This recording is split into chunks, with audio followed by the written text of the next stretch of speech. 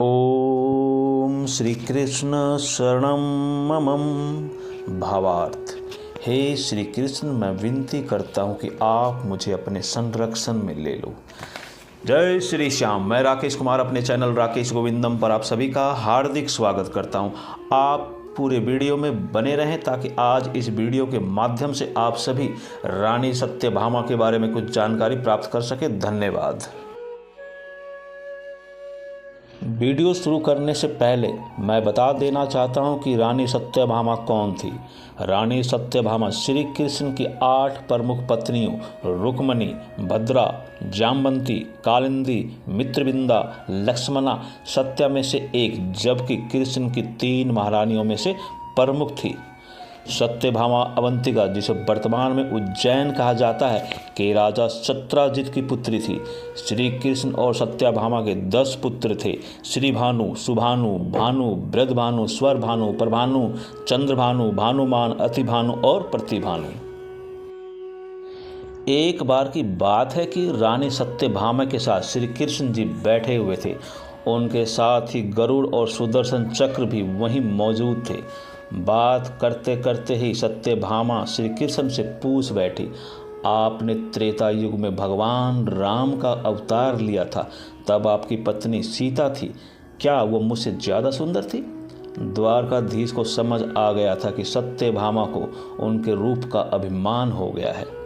इसके तुरंत बाद ही गरुड़ भी श्री कृष्ण से पूछ बैठे कि क्या कोई है जो दुनिया में मुझसे तेज उड़ सकता है? सभी के सवालों को देखते हुए सुदर्शन चक्र भी पूछ बैठे, हे प्रभु, क्या मुझसे कोई ज़्यादा शक्तिशाली है? मैंने आपको बड़े बड़े युद्ध में विजय दिलवाई है। सभी के सवालों को सुनकर भगवान श्री कृष्ण को समझ आ गया था कि उनके तीनों भक्तों को बहुत ज़्यादा अहंकार हो गया है। इससे वो मन ही मन मुस्कुरा दिए और भगवान श्री कृष्ण ने इन सभी का अहंकार खत्म करने का सोचा। फिर भगवान श्री कृष्ण ने गरुड़ से कहा, हे गरुड़, तुम हनुमान जी के पास जाओ, उनसे कहना कि भगवान राम और माता सीता उनका इंतजार कर रहे हैं। गरुड़ ने श्री कृष्ण की बात मानी और चले गए।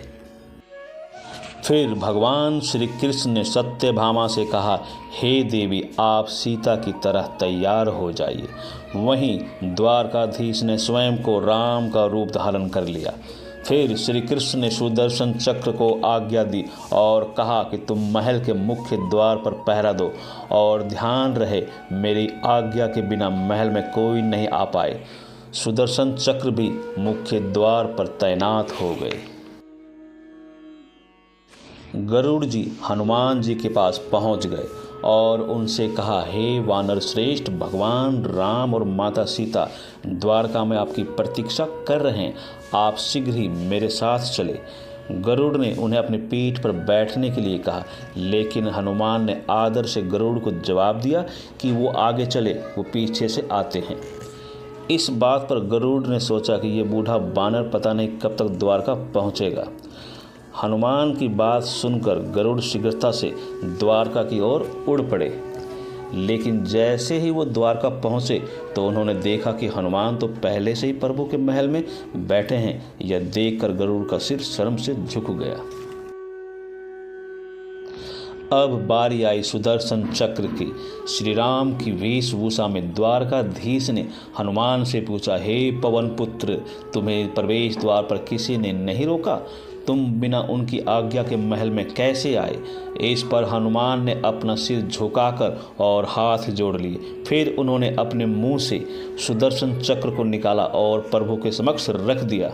उन्होंने कहा, हे प्रभु, इस चक्र ने मुझे आपसे मिलने से मना किया था, इसलिए मैंने इसे अपने मुंह में रख लिया है, मुझे क्षमा कर दे। इस पर श्री कृष्ण मन ही मन में मुस्कुराने लगे।